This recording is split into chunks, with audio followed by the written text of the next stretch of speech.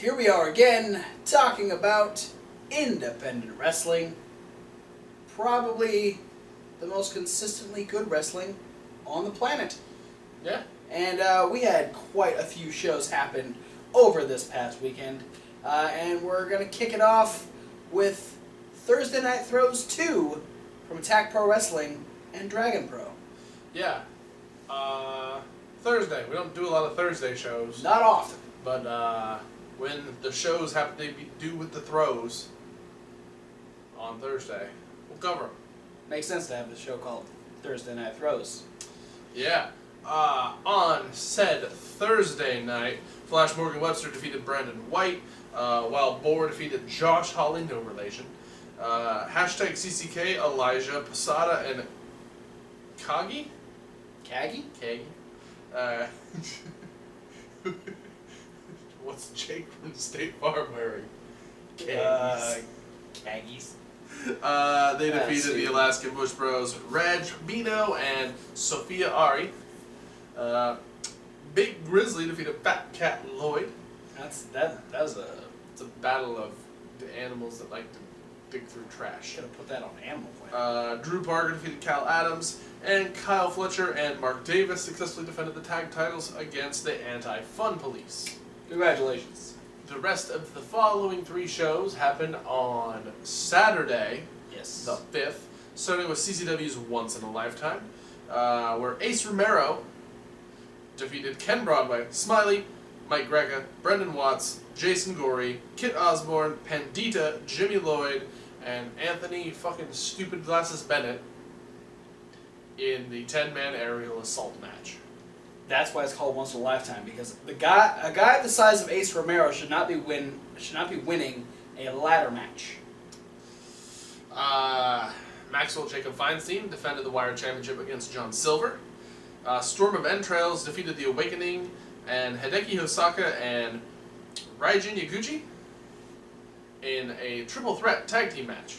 Alright. Tim Dunst defeated Austin Shakespeare. Sure, why not? Shane Strickland defended the CCW title successfully against Masada. Congrats. Leo Rush defeated Joey Janela in the final chapter. And the match that was supposed to happen between Atsushi Onita and Matt Tremont never really took off because the other 2 Japanese guys from FMW, right? Yeah. Started helping him attack Matt Tremont. Like, so, it started, but then it kind of ended. Yeah, it, like, got interrupted. A little bit. Sort of. And so, you know, Tremont is a CCW staple, but he was saved by 2 other CCW staples, Danny Havoc and Ricky Shane Page. So it got turned into a 6-man tag, and unfortunately, Team CCW was on the losing end. Yes. So now Tremont and Onita have unfinished business, and in October, Tremont is going to go to Japan to face him. Yeah, where, according to Onita, there will be real explosions as opposed to the fake explosions that happened in this match. There was a baseball bat covered in barbed wire that exploded on, I believe, Ricky Shane Page, so sure. Do your thing, CZW peeps. Sorry. Distracted. Also on Saturday was AAW Jawbreaker. Davey Vega and Alex Daniels defeated Paco and Ace Perry. Jessica Havoc defeated Leah Vaughn to advance in the first ever AAW Women's Tournament. Championship Tournament. Women's Championship Tournament. Yeah. That's what it is. Also in the same tournament, Eva Lise defeated Samantha Heights to move on to the next round. Brubaker defeated CJ Esparza. Bucky Collins defeated Mike Hartenbauer. Keith Lee defeated Bob Holly.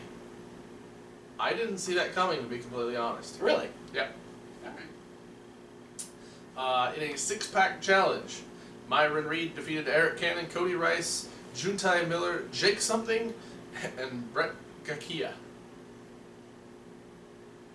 Only because Anthony Bennett can't be in 2 places at once. Are you sure? Yes. He has 2 sets of glasses. Because he's fucking dumb. Chuck Taylor defeated Andrew Everett. Scarlett and Graves defeated Steppenwolf and Trey Miguel to retain the tag titles. Matt Fitchett defeated ACH. And in the main event that was slightly changed because of an absence of Dave Christ. I almost say Dake. Dake from State Farm. Yeah. AR Vox, Phoenix, and Juventud Guerrero defeated Jake Christ, Sami Callihan, and Jason Cade. And then we're going to round things out on Saturday on my end with Chikara! Yes, Chikarasaurus Rex, Flesh and Stone. Yeah. Where the Bike Cops defeated Sloan Caprice, Cajun Crawdad, and the Hermit Crab. Missile Assault Man defeated the Whisper via disqualification because it's illegal to yo-yo your opponent in the nuts. Razorhawk Who would have known? successfully defended the Young Lions Cup against Everett Connors. There was an impromptu sarcophagus match. Potentially. There wasn't an event center to really like put into perspective what was happening at the show. So maybe Ophidian was challenging Frightmare to a sarcophagus match, but he didn't get Frightmare. No, Hollow Wicked came out and apparently he said, well, Frightmare's not around, so I will fight in his place. And then Frightmare came out Yeah. and helped Hollow Wicked beat Ophidian in the sarcophagus match. Yes, and then the sarcophagus was carted out in the way sarcophagi do. Sarcophagi? I think sarcophagi is that plural for sarcophagus? Maybe. I don't think sarcophagus is. Sarcophagi sounds way more accurate to me. It was removed by robe-wearing druids. And the snow troll. Yeah, he probably was just like lurking behind. I don't think he was actually helping. Maybe. He's not that big. Yeah. And it was loaded into a white van. Creeper van. Which is the weirdest part of the whole thing. Just kidding. The driver of the van was the Whisper. Huh? And these are the days of our lives. Dasher Hatfield became the first person to defeat Murloc via a clean victory pinfall submission standing type thing. Race Jackson defeated Silverhawk via disqualification because he was attacked by his former partner, thought to be killed off, I guess, Hype Rockwell. He's just been biding his time. Yeah, since like the third show of the last season. And how about the Furies defeating Kobold, Oleg the Usurper, and Crumbles and Defarge in Awesome. 8-person Atomicos action.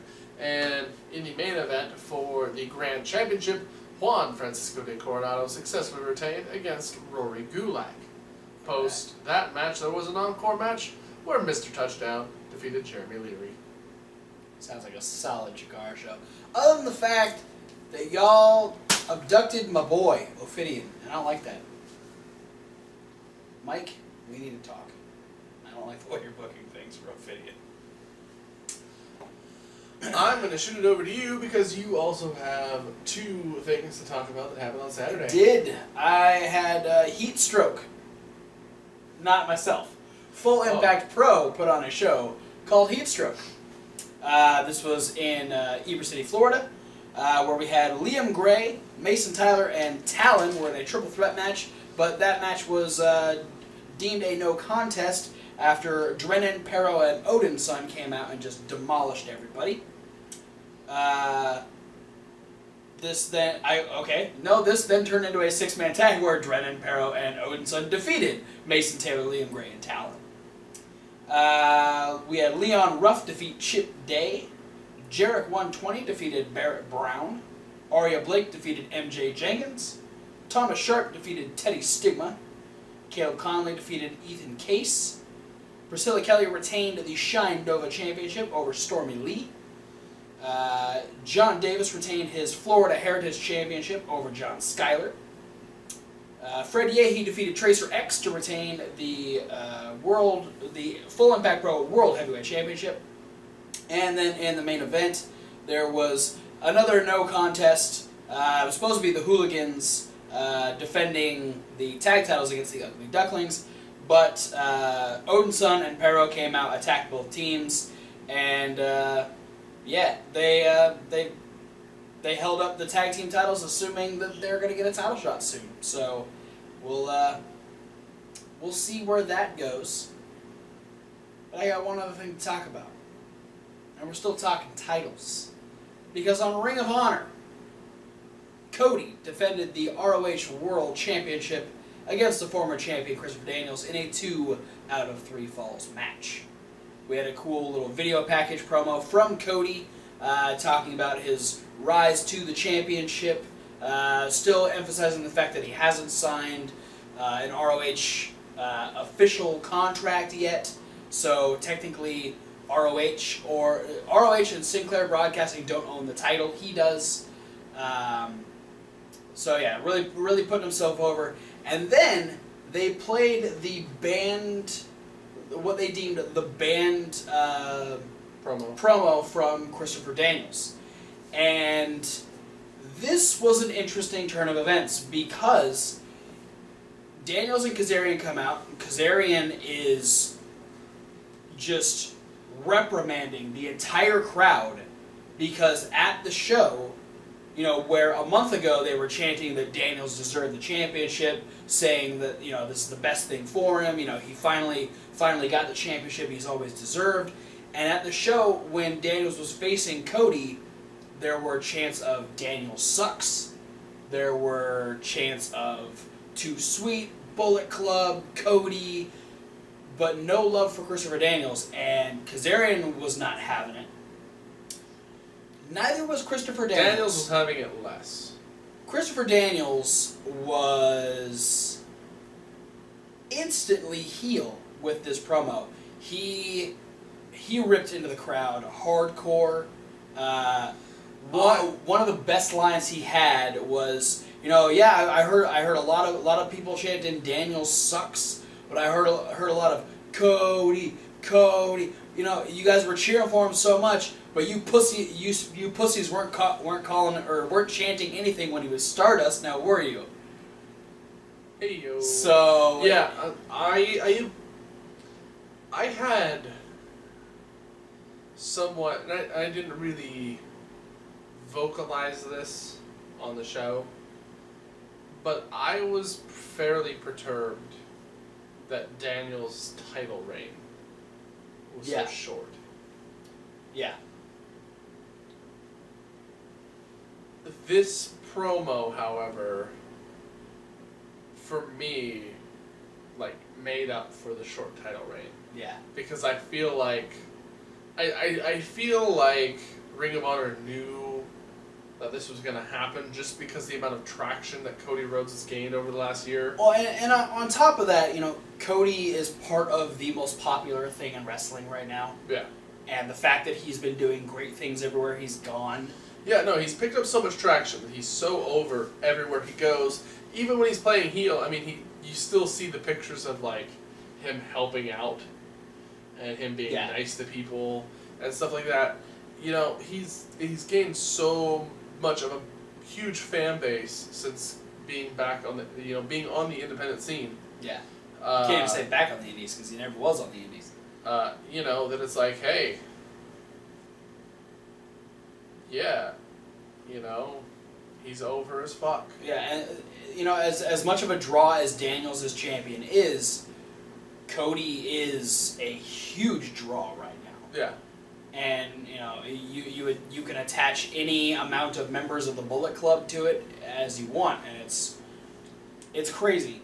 And so it was, the promo itself immediately switched Daniels to the heel side, which makes for an interesting dynamic in the match itself. But of course, before the match started, we had Silas Young and Beer City Bruiser come out and let us know that it had been 43 days since Jay Lethal had been on Ring of Honor TV. Silas decided to take us back through the events which led to Jay Lethal being off TV, giving more compliments to Beer City Bruiser, which is always weird when Silas Young is being nice. I don't think Beer City Bruiser should trust him at all. I'm starting to get the feeling that Silas could be planning to turn on the Beer City Bruiser soon. Yeah. Well, he might not want to do it yet, because Jay Lethal would return and beat the hell out of both of them, dropping Silas Young with a lethal injection, using the sign that they had brought out to crack Beer City Bruiser in the head, and then erasing the 43, grabbing the pen and writing 0, because Jay Lethal has returned to Ring of Honor television. He's back. So, yeah, Yes. welcome back, Jay Lethal. Then we had the 2 out of 3 falls match. A fantastic match all the way through. Cody still playing slightly heel, but also playing babyface at the same time. Let's face it, Cody was supposed to be the heel in the storyline. And for the most part, he was the heel in the storyline. Yeah. The issue is, wherever Cody goes, the longer he stays there, again, he just picks up more traction. Yeah. He becomes super... It's like Marty Scurll. Yeah. He's a bad guy. You know, but now everyone loses their shit when he breaks people's fingers. Yeah. Like, that's a good guy thing. It's funny that you mentioned Marty Scurll, because during the match, Todd Sinclair ended up going down at one point, and so we had Cody and we had Daniels trying to out-heel each other by both kicking each other in the nuts. Referee started to get back up. Kazarian ran down, distracted the referee, and actually allowed a chair to be put in the ring. Marty Scurll would run down and fight off Frankie Kazarian to a huge pop from the crowd. Yeah. Like I said, then, he's over as fuck. And Daniels grabbed the chair and was going to use it, and then was distracted by the fight on the outside. And then Todd Sinclair told him to put the chair down. He was then rolled up by Cody, and Cody wins the first fall. Daniels, because Ring of Honor actually has rest periods between their holds, Daniels used... I don't know why I said holds. That's stupid. It's alright. But due to that fact, Daniels used the advantage of the bell not ringing yet and actually hitting Cody in the head with the chair, and the referee was pissed off at him. He almost got a near countout on this because he ended up hitting the big Uranagi on the outside. Cody getting back in the ring just at 19. And then a fantastic back and forth for a few good minutes. They gave this match a half of the show. Yeah. So a full half an hour for this match. But Daniels was hitting everything. He was trying to hit Angel's Wings, and Cody wouldn't let him. Then he ended up hitting him with another big Uranagi. Went up for the best moonsault ever. Missed it. Went for a clothesline. Cody caught it, turned it into the crossroads, and won 2 falls straight. Doesn't happen very often. No, it was... you usually wait for that third fall to happen, so it's always kind of refreshing when someone can actually win 2 falls straight. Yeah, I remember talking about it. It's like the time... I don't even remember who he was going against, but it was Dolph Ziggler versus somebody. Yeah. And Ziggler went over 2 falls back-to-back. Yeah, I can't remember who that was. It might have been The Miz. Might have been in one of the Intercontinental title... Yeah, and there was it was cool to see because you never see it. And it's one of those moments, too, where we're getting to, like, the heated portion of the match where you kind of expect people to kick out of the finishes now. Mm-hmm. Like, we're getting up there in that intense moment, and then you're like, oh, he did crossroads, but obviously this isn't where the match is going to end. Daniels is going to kick out, and then Daniels doesn't kick out, and you're like, oh! Yeah, like Cody was just kicking out of everything. Like, Cody was not giving up. So 2 falls straight, your winner, and still ROH World Champion, the American Nightmare, Cody. And next week on ROH TV, we get Kushida defending his ROH TV title against Kenny King. Alrighty. So that should be fun to see. But that is it for results. Got a couple of quick news stories to talk about. Yeah, something? I was just reading up on something that just went by my Facebook feed. I got a little update. Okay. Because I remember in May we talked about the unfortunate injury to Yoshihiro Takayama. Yes, I saw the hashtag pray for Takayama today. So there hasn't really been a whole lot of updates. They've been keeping very quiet. They've been keeping very quiet. Mostly because, from what I gather, they were being quiet because they didn't want to say anything too soon. Yeah. They wanted to give him a chance to potentially recover from the injuries. But unfortunately, we found out today that he did not. Yeah, they had the botch spot on a sunset flip. Yeah, where he landed on his head on a sunset flip. And he went in and had emergency surgery 2 days later. And now representatives from his camp are coming out and essentially and I don't think they've come out and straight said it out, forthright, but it's sounding like he's completely paralyzed from the neck down. That is extremely unfortunate. Yeah. He's the new Hayabusa. Yeah. And it sucks because He's what, in his early 40s, I think? Yeah, He's 43? and coming off of this, and we know with even in Japan where wrestling is taken super seriously, something like this is a huge financial burden too. Yeah. So I mean that the injury itself, and then it's going to be compounded with the financial burden. Is there a GoFundMe or something? Not that I've seen yet, but I mean, between wrestling and being a former MMA fighter, it's rough to see somebody in this kind of a situation. Yeah. So yeah, hashtag pray for Takayama. Hoping something turns around. Hopefully people start helping out financially, because we like to help out people that... So I'm pretty sure he's the Pro Wrestling Noah champion or something at the time. I think so, yeah. So that's probably going to have to change now, if it hasn't already been rectified. Oh, he was the current champion. I'm pretty sure he Oh, went wow. Okay. Ooh. I'm not don't quote me on that. Yeah. Well, we'll see what happens. Let's go on to some happier news. Yeah. We talked about DEFY just a few weeks ago, potentially a month ago. We talked about their working relationship with CZW and with Crash. Now they are in a working relationship with Progress Wrestling. Yeah, it's really cool because it's wrestling networking. Yeah. It's what makes certain things so relevant, and talent exchanges, which is something that there's just not enough of, to be completely honest.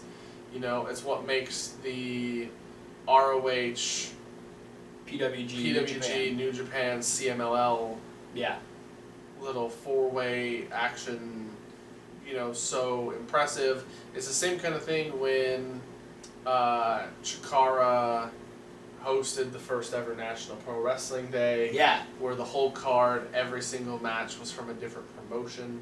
Or even Powerbomb.tv having different matches representing different companies. So you get a little bit of all these things that you wouldn't normally see in a different setting, and it makes you go, oh, cool, I can see this guy over here, or I can see this type of wrestling over here. Which then all comes into mind because we also know that Progress has a working relationship with WWE. Yes, because we've had not only multiple people from that company work in the UK Championship and the tournament, Cruiserweight Classic, but also we've had the UK Championship defended at Progress. Yeah, and I mean, upcoming soon, Jack Gallagher and Pete Dunne will be facing off for the UK Championship, and I'm totally blanking on her name, Evie, Dakota Kai, is also been announced through WWE that she's going to be on that show as well. Really? Yeah. Nice. Okay, cool.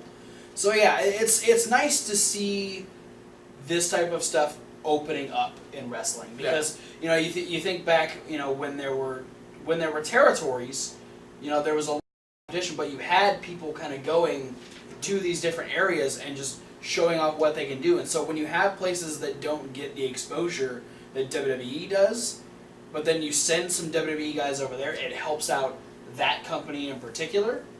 It helps relationships with the bigger company as well. But then you have these smaller companies that get together and they're able to put on some fantastic matches you wouldn't normally see because of the talent exchange. Yeah, and it's cool because it's like something that you would never see. The fact that like DEFY is over here in our neck of the woods in the Pacific Northwest. Yeah. And you would never think like in Seattle, Washington, you'd never see the CZW Championship being defended. Exactly. And here it is happening up in DEFY with guys like Shane Strickland. And now we could potentially see the Progress Wrestling Championship online. So, yeah, fantastic news. We definitely need to go to a DEFY show. Yes. Soon. But one quick extra news story. There should be a graphic popping up here if I can get it to work on the little editor that I use. But if not, all of the announced women for the AAW Women's Championship Tournament, they were announced just a few days ago. So, excluding the people who were eliminated. Leah Vaughn and Samantha Heights. Yes. We also have Allison Kay, Britt Baker, Candice LeRae, Delilah Doom, Kylie Ray, Rachel Ellering, Sue Young, and Veda Scott. And then, of course, the people that advanced, Evilise and Jessica Havoc. So, a good group of ladies looking to make the very first AAW Women's Championship mean a damn thing. Yeah. That is it for the news. It is time for upcoming shows! Exclamation point. Yeah. There's 5 upcoming shows on the list. But very limited matches. Yeah, not a ton of advertised beforehand things. Yeah. There's probably going to be more announced between now and next weekend. Absolutely. But here's the teaser trailers then, if you will. There you go. Friday the 11th, we've got House of Hardcore 32 in Freehold, New Jersey. Bobby Fish versus Rhett Titus. Bully Ray versus Sami Callihan in an anything goes match. That's going to be fun. The Rock and Roll Express versus the Squad. Because why not? And a 3-way Extreme Rules match between MVP, Tommy Dreamer, and Jake Hager. FKA Jack Swagger. Also known as Swaggy Jackson. Swaggy Jackson. Also the day in Joppa, Maryland will be Evolve 90. Henry and Drake defend the tag titles, but the challengers have TBD. not been announced yet. So I'm curious, is this going to be like... because I'm pretty sure last time they did this, it was like local competitors.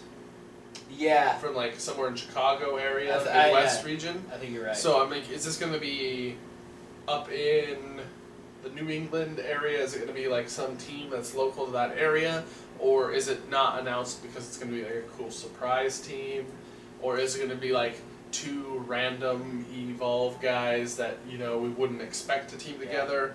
Kind of like the fact that ACH and Ethan Page are going to be also facing off against Chris Dickinson and Jaka. That's interesting. Keith Lee faces off against Timothy Thatcher. Matt Riddle will take on Leo Rush. And the Progress Atlas Championship, speaking of Progress, have a relationships with people because they're part of the WWE Online family. Absolutely. Walter defends against Fred Yehi. All right. On Saturday the 12th, House of Hardcore 33 from the arena in Philadelphia. And then Evolve 91 in Corona, New York. The very first Evolve show I ever saw was from Corona, New York. Really? Yeah. I just happened to be stumbling upon somebody live streaming it. Oh, nice. Yeah. If it's the same venue, it's a very small. The crowd is very close to the ring venue.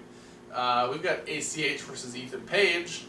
So, we don't want to spoil anything, but their tag team endeavor might not turn out so well. I think Evolve spoiled that. Timothy Thatcher goes one-on-one against our newest intro buddy, Darby Allin. Mark Haskins takes on Austin Theory, and The WWN Live Championship is going to be on the line in a very blurry match, apparently. You can't see us. Yeah. Neither of us are wearing John Cena shirts. There we go. Yeah. Matt Riddle takes on Keith Lee, Walter, and Tracy Williams. Walter is getting around this weekend. I'm going to be honest, this could very well be the biggest challenge for Matt Riddle to date, because he's got 3 different opponents. Yeah. And they're 3 very different, but all 3 very high caliber opponents. Absolutely. And then on Sunday, Beyond Wrestling presents Bye Bye Beautiful, a farewell to Donovan Dijak. In Somerville, Massachusetts, where the only match announced is Donovan Dijak versus Walter. Like I said, Walter getting around. Yeah. Like a doorknob. That's gross. Everybody gets a turn.